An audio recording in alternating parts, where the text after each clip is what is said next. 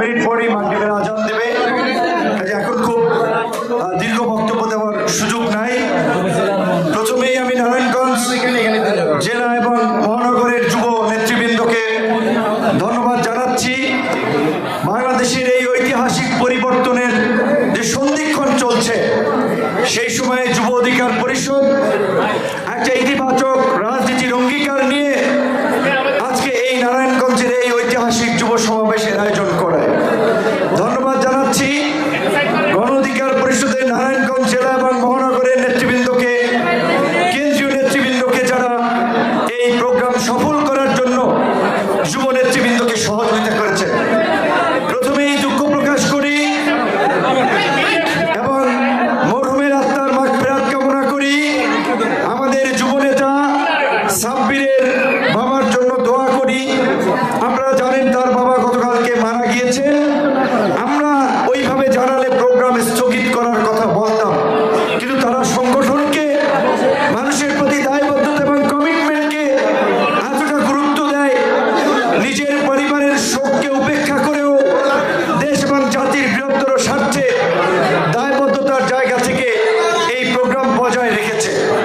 বন্ধুগণ, এই জুলাইয়ের গণ অভ্যুত্থান আপনাদের চোখের সামনে ঘটেছে, আপনারা তার প্রত্যক্ষদর্শী।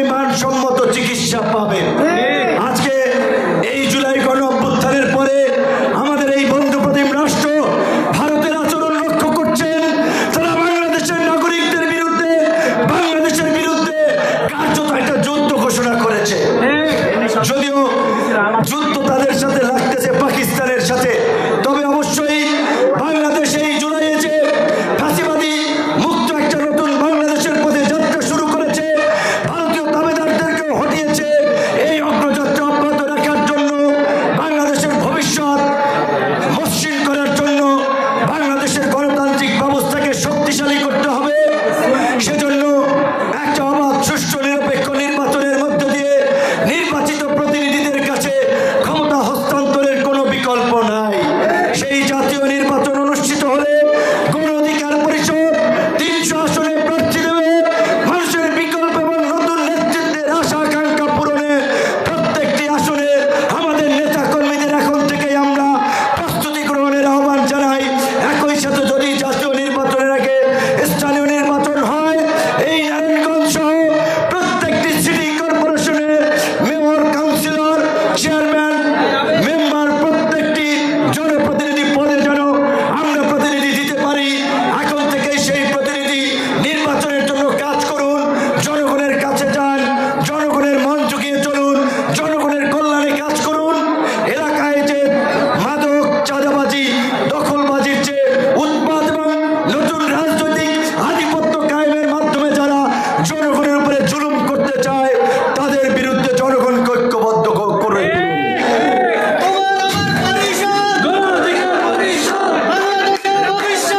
আমরা এই নারায়ণগঞ্জে এই যে মঞ্চের নেতৃবৃন্দকে দেখতে পাচ্ছেন, শেখ হাসিনার আমলে অনেকে এদেরকে ডেকে নিয়েছে, ভাই তোমরা 2টা মিল ফ্যাক্টরি খাও, জমির ব্যবসা করো, বিপিনুরের দল কইরো না।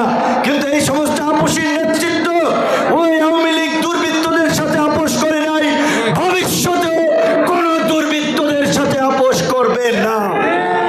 এবং ওই শামীম ওসমানদের আমলে এই নারায়ণগঞ্জ চাষের নগরী হিসেবে পরিচিত ছিল।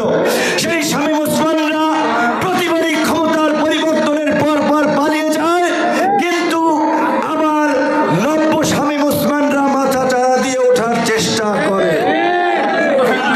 তাই আমরা বলতে চাই, এই জুলাই পরবর্তী বাংলাদেশ তথা এই নারায়ণগঞ্জে আর কোন মাফিয়া এবং নব্য শামীম ওসমানের জন্য জন্ম না হয়। আপনারা এই নারায়ণগঞ্জের ব্যবসায়ী, সাধারণ জনগণের সাথে ঐক্যবদ্ধভাবে এই সমস্ত মাফিয়া, চাঁদাবাজ, সন্ত্রাস, দখলদারের বিরুদ্ধে প্রতিরোধ করে তুলবেন। নারায়ণগঞ্জ তথা সারা বাংলাদেশে আমরা এই অপরাজনীতির কবর রচনা করে আমরা জনগণের সাথে যে অঙ্গীকার করেছি, কমিটমেন্ট করেছি, আগামী নতুন ধারার রাজনীতি উপহার দেব। ইনশাআল্লাহ সবাই ভালো থাকবেন, সুস্থ থাকবেন। আল্লাহ হাফেজ। আসসালামু আলাইকুম। Immigration to Canada. We provide the best quality service and solution for Canada immigration. Please visit our website and contact for details.